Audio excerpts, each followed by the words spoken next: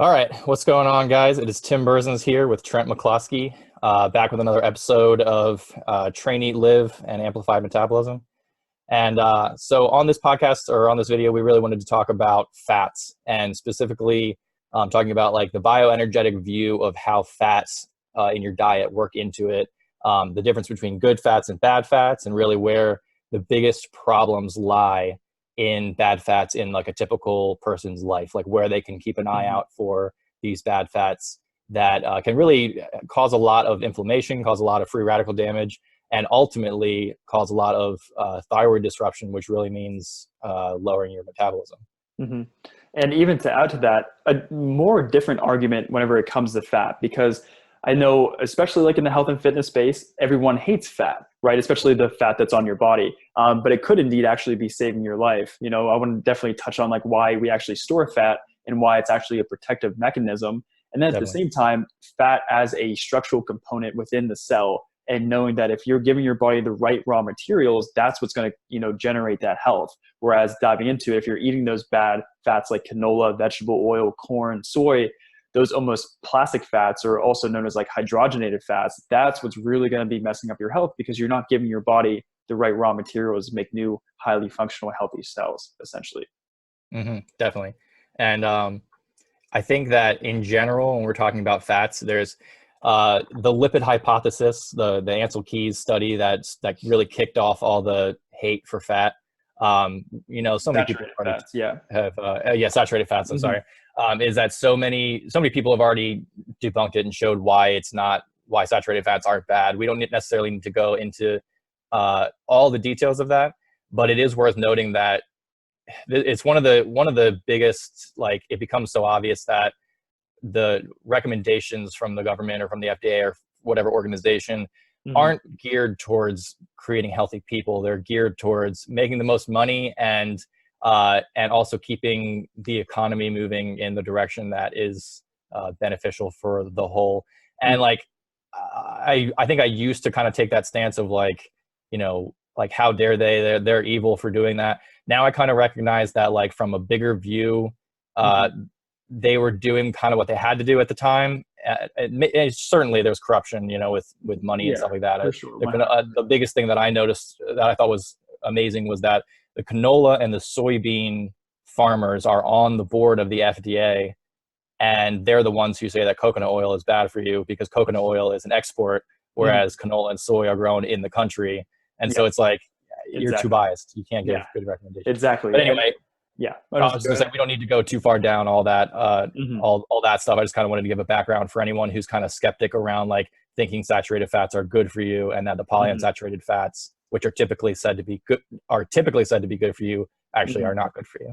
You're right. Exactly. And then even like taking that right where related, it's like the main basis of like canola oil, for example, is to extend the shelf life of foods, right? If you're extending the shelf life of foods, they're going to last longer, and that decrease the bottom dollar that stores are actually using to produce the foods, right?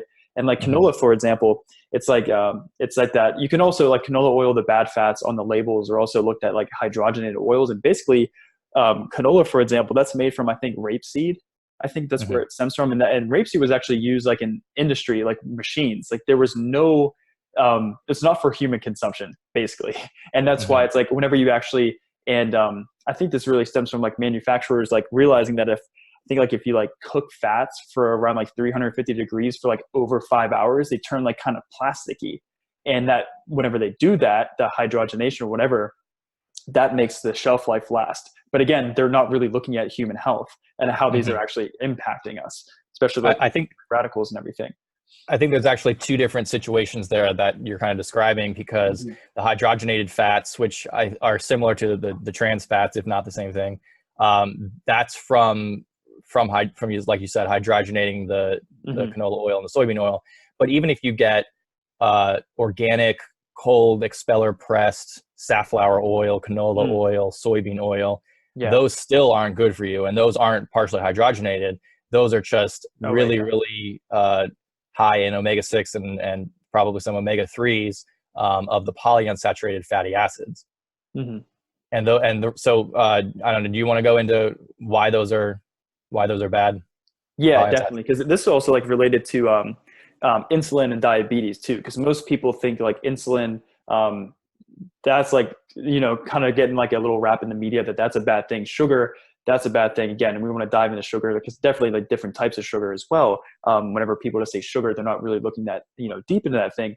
But whenever we mention like the raw building blocks, especially like in our last episode, you were mentioning that fat is actually like a structural component of the cell, like building the cell membranes. And you have to give your body the right raw materials to actually build new cells. If you're not, I think I use like the analogy of like if you use wood that's infected with termites, but just paint over it like a Band-Aid solution, that wood will still not be as strong and as healthy because it'll fall apart soon, right? The same goes if you're giving your body these plastic fats, essentially the canola oil, it's building new cells from those materials. And I love the analogy. I think I was reading a really good book because we looked into the work of like Dr. Raymond Peat. Another one, Dr. I think his name's Josh Tennant.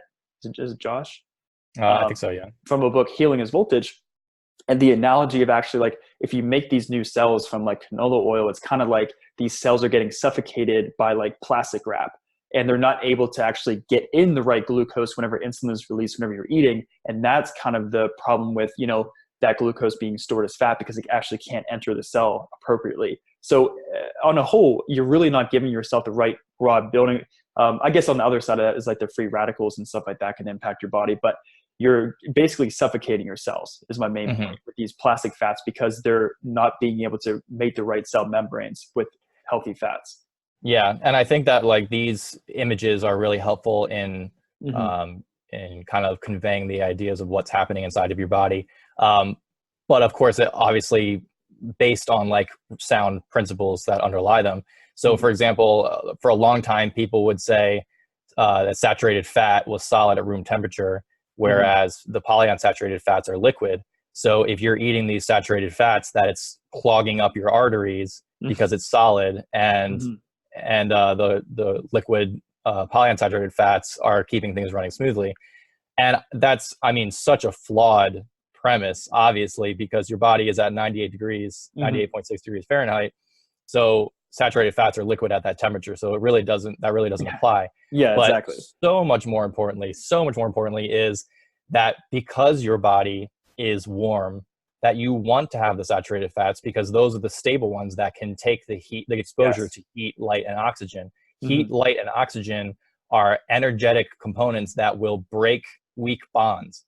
And when the weak bond is broken, you create a free radical, which means that if there's two components and the bond breaks, each molecule will now have one electron, and electrons have to exist in pairs. So now both of these are going to go scavenge and try to steal electrons from others, and you need an antioxidant to stop that chain reaction. It's almost like a little analogy to throw in there, like a free radical is like a thief, and it's going around trying to steal that electron, moving around in your body, and then yeah, exactly. And the idea of your body being like a battery, and a battery works based on the flow of electrons creating electricity, creating energy.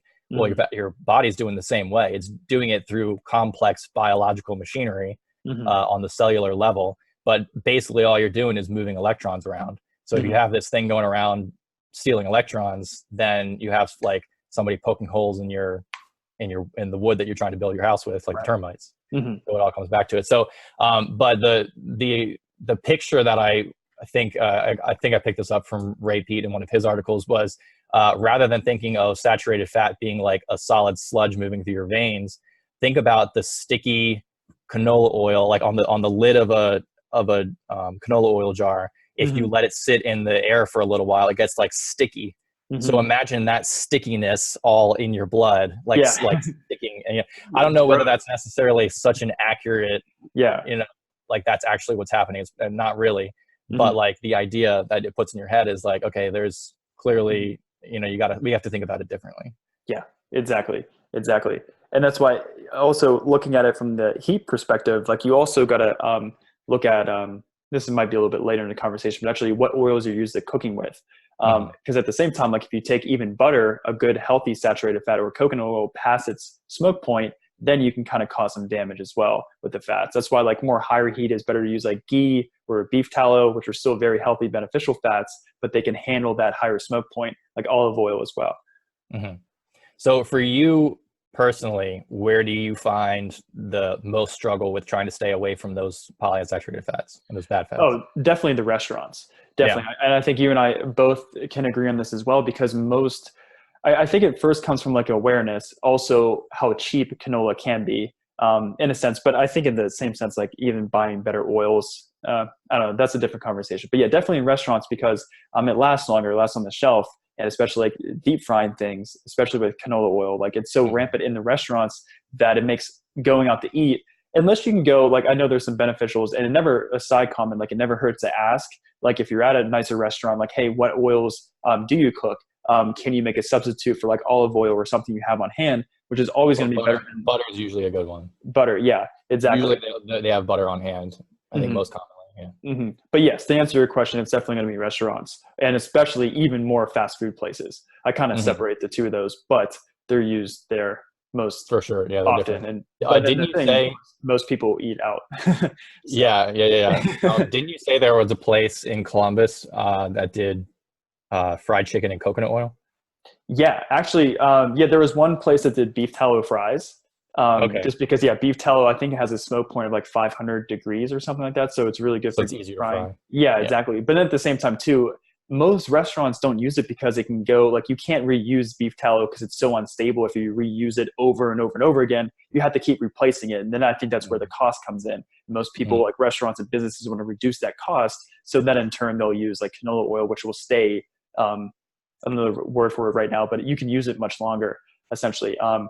Yeah, but I mean, that's just, to me though, like continually heating like those polyunsaturated fats, you're just like, it's like a big bowl of free radicals that you're just boiling your food in. Yeah. So with that said, oh man, in Austin, Texas, the food scene is unreal on both ends of the spectrum. One, taste and just culture, but also like on how many people are actually health conscious. There's multiple different restaurants. I think True Kitchen, I think that's from Mark Sisson, if I'm correct, or so, maybe. Okay. I'm not sure. It's somebody related to that. I know. I mean, Primal Kitchen is also a very good. Primal Kitchen, that's also very good for like salad dressing because they use more beneficial oils like avocado oil, coconut oil, that kind of thing. But even like restaurants like Picnic, I'm a fan. They actually, they cook their chicken in coconut oil. They have tons of bone broth drinks, lattes with collagen, like whatever it is, man. It's really awesome. But yeah, and a lot of places actually come up in Austin, Texas. So actually living here, it's like really nice to find restaurants that don't use those shitty oils, essentially. That's cool.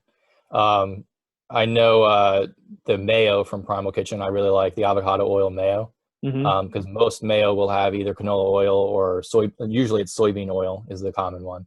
Yeah. But they have one that's made from avocado oil. So avocados are mainly monounsaturated. So, which means they have one double bond. So we spoke earlier about how when a weak bond is broken from the energy of heat, light, or oxygen, that's when the free radicals are formed. So saturated fats have no double bonds. And the way you can think about it is that a single bond is pretty strong. It's in order to break it, you're going to be breaking the molecule apart. So it's a pretty strong bond. A double bond is much, much weaker, and a triple bond is far, far weaker. So a monounsaturated has one double bond in the line in the chain of carbons that creates the fatty acid. Saturated fat has none. Polyunsaturated fat has multiple, which means that it's much, much, much more unstable, which is why it oxidizes so quickly. If you leave canola oil out, and then tested it, I think they did this where they left different types of oil out in room temperature and tested them. And like, I think it was within a day or within a couple of weeks, like the canola oil was bad. The monounsaturated lasted longer.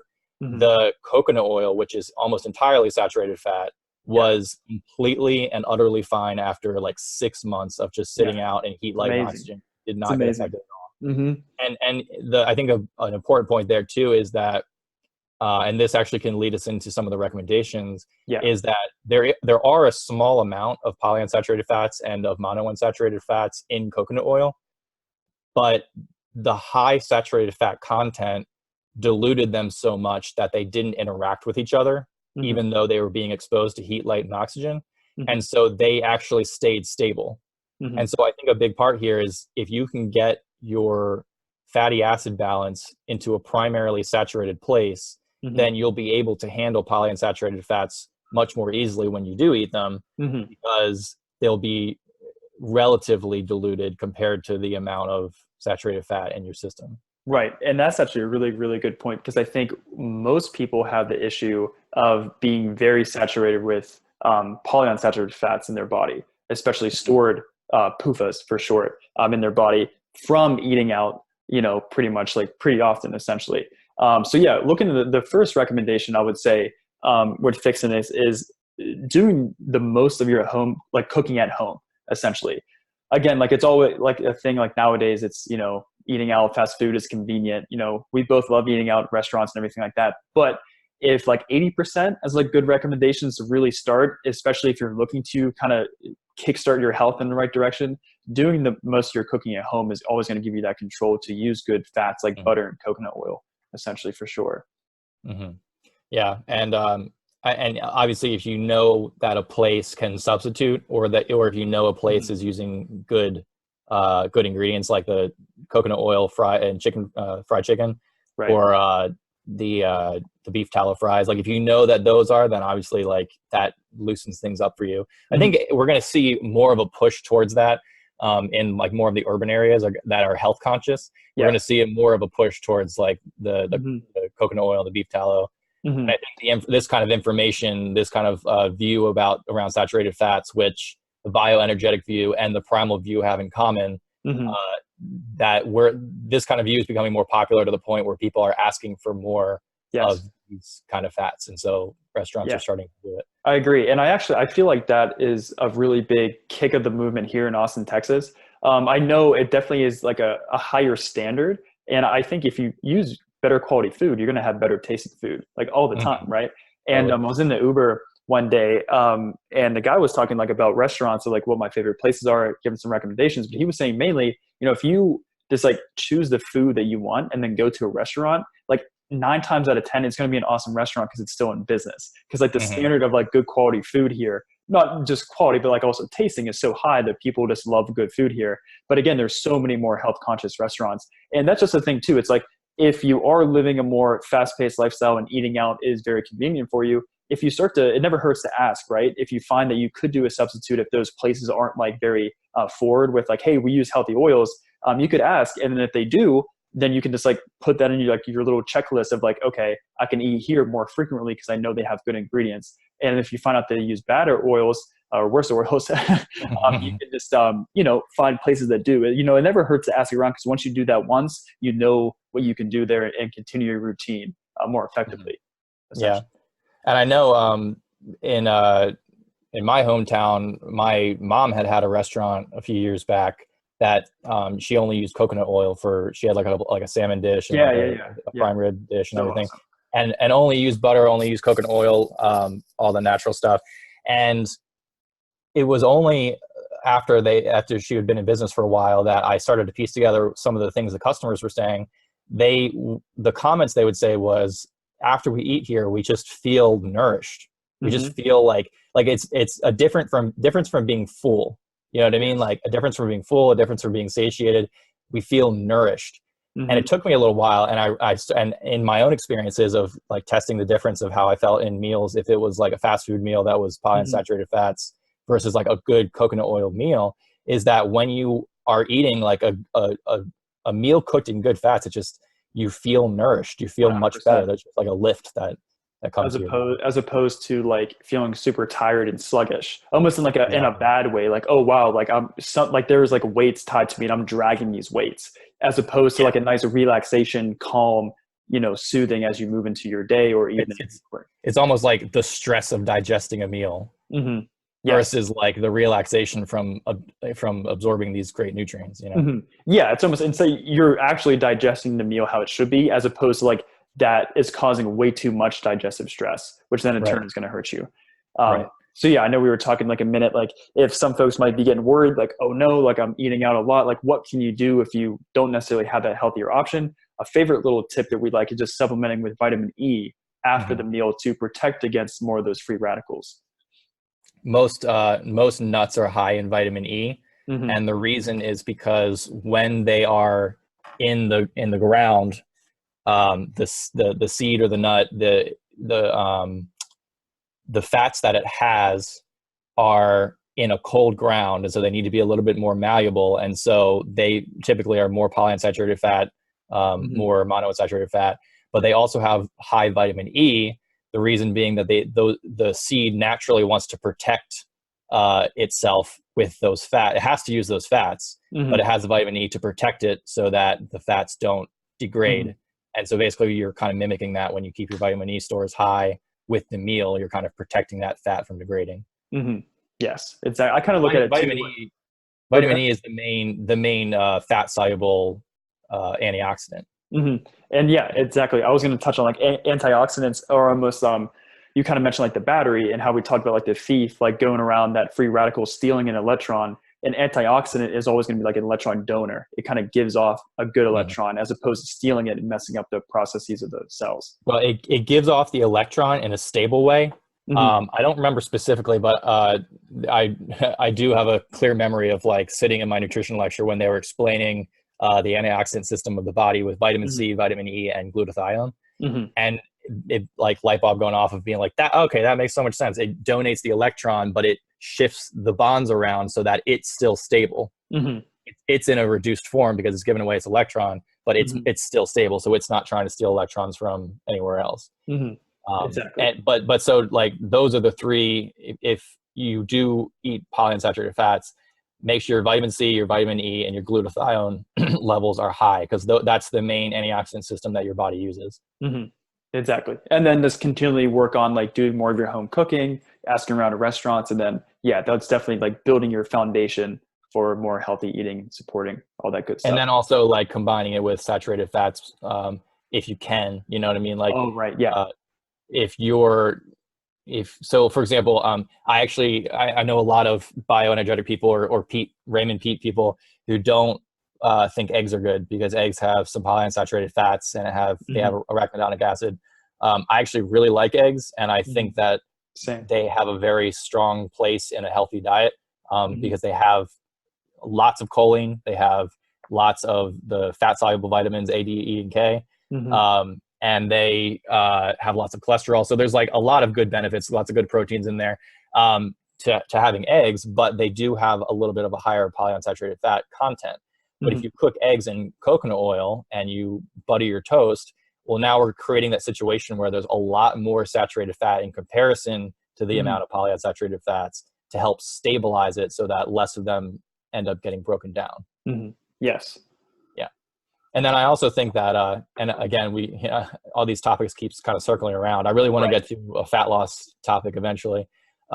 Is that your liver, you don't have to burn all your fat to get rid of it, because one of the big things is when you try to burn the polyunsaturated fats. Well, what are you doing? You're combining heat and oxygen to this molecule to create energy. And we were just talking about how heat and oxygen are two of the things that break the double bonds and cause free radicals.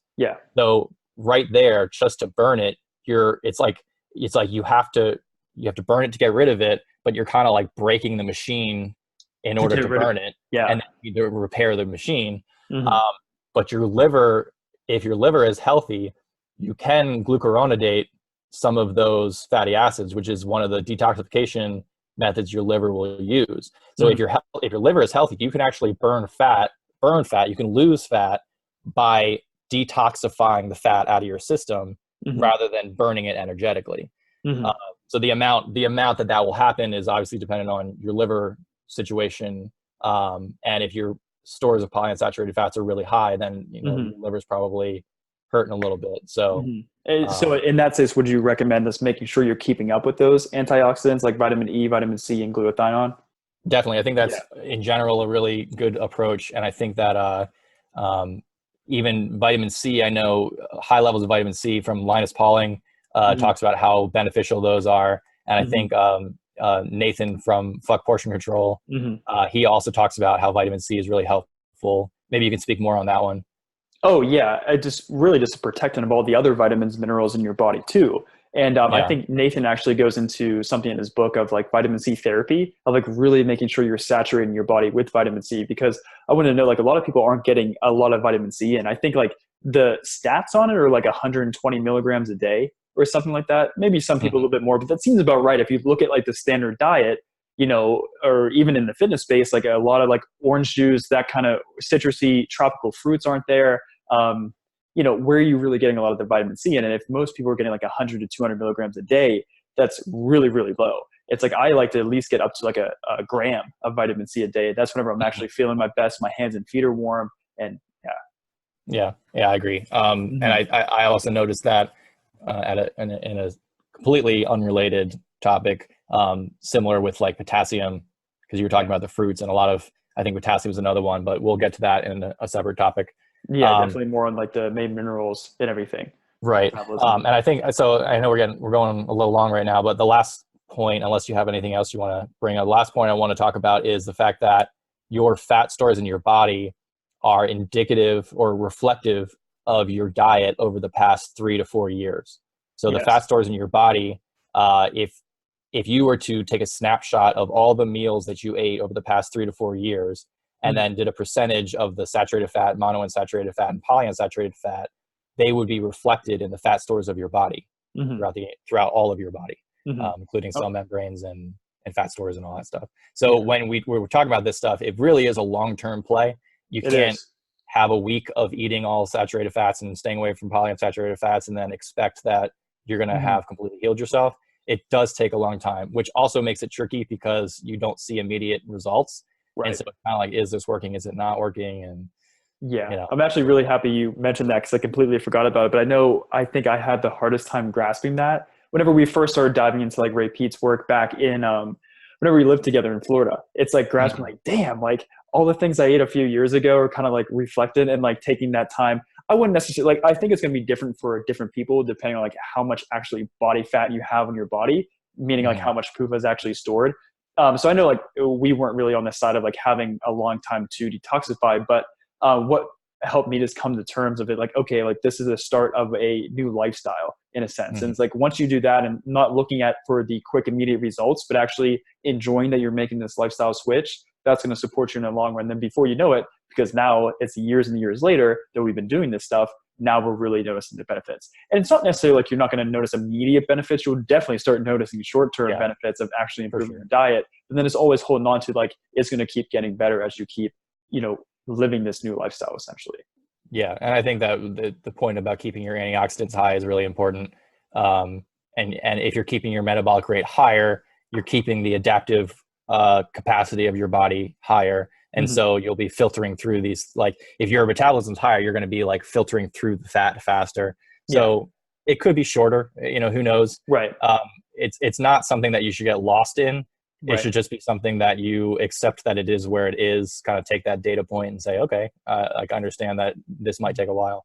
Yeah. And then focus more on the ones that I would really say is coconut oil, definitely. Hmm. Um, Although I think coconut oil, the lauric acid can, correct me if I'm wrong on this, but the lauric Yeah. acid can have effects on testosterone. Is that right? A little bit. Yeah. I think I know Nathan touched a little bit on this too. Like don't really like rub it on the testicles in men and then like you should be good. Yeah. Yeah, But that's why I definitely like to do a lot of butter too to make sure I'm getting a lot of that butyric acid in there from it. definitely butter. Yeah, Yeah. and butter has CLA too, conjugated Hmm. linoleic acid, which has some benefits for fat loss, I Hmm. believe. Oh yeah. Yeah. Um, and but don't like so there's a lot of hype around like the medium chain triglycerides, Hmm. which are basically the fats have different chain lengths of carbons. So we were talking Hmm. about the bonds between the carbons and how Hmm. polyunsaturated have multiple double bonds. Well, there's also a different length in the chain. Hmm. There's the short term, there's medium or the short chain, the medium chain, and the long chain. Hmm. So coconut oil is really rich in the medium chain. The the short Hmm. chain and the medium chain, uh, they get absorbed directly. They don't need bile acid, which is what Hmm. we talked about in a previous episode. Hmm. The long chain ones do need bile acid to be digested. So there's a lot of hype around like medium chain triglycerides and now even some of the short chain triglycerides as far as like being quick fuel for your liver and for your body and aiding in fat loss.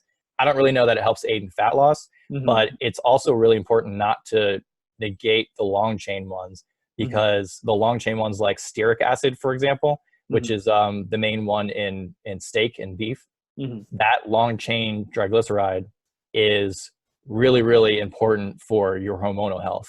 And that's why if you have a big steak meal and you take the bile acid, that's when you'll really feel it, because you're getting that stearic acid that's going to be promoting higher levels of all the steroid hormones. Yeah. Beautiful stuff. So, okay. So as we sign off, what are top good sources of fats? We said oil, we said butter. Grass-fed, preferably. I know Kerrygold is something where like, it's popping up. I'm seeing it more and more grocery stores. It's not super expensive, but it's just a good Irish grass-fed butter. Basically.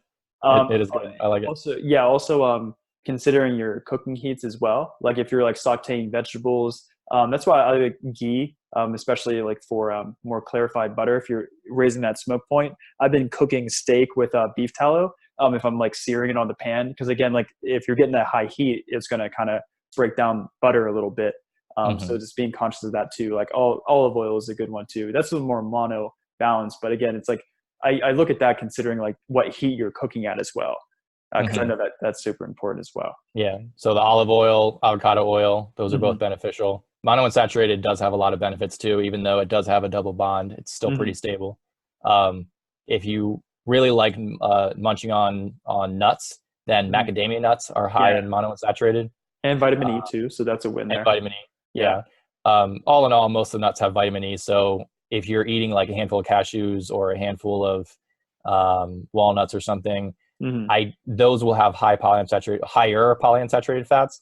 But because you're eating it in like its natural form and it has the vitamin E, I don't think it's going to have that bad of an effect on you. It's when you extract the oil and you have this concentrated oil, and now you're eating that concentrated polyunsaturated fat oil. That's when you run into problems. Yeah, especially if that's heated multiple times in like a restaurant or something like that too. And but yeah, then again, wrapping up, do your research, ask around the restaurants. They'll never hurt. Look on the website, see if you can find substitutes. If you are eating fast food, maybe keep nuts like you said on handy, or knowing that maybe you can have some more good fats like coconut oil, butter with that meal if possible, or last resort, supplementing with vitamin E2 could offer a little bit more of a protective mechanism if you're eating fast food for the short term. Definitely. Cool. Well, I think that's it for this episode. I know that we probably could go on for hours and hours, but we're trying to keep these episodes a little bit shorter for you guys so it can be more digestible, more consumable. For sure. So yeah, I think that's everything. If you guys have any questions, please leave them below. If you want to like this video, it would do us a solid and help us out. And also subscribe to our channel if you want to make sure you get all our updates. We're going to keep doing these kind of chats and keep having more and more good information coming up. So you definitely want to subscribe and make sure you're on board for this. And if you know anyone who would like to hear this information, or you want to convince one of your friends that they should be eating more saturated fats, then go ahead and send them this link. Definitely. You'll feel a lot better. Yeah. Anything you want to add, Trent? No, I think that's all, man. That was a solid episode. Awesome. Yeah, well, all right. We'll talk to you guys later. See ya. Peace.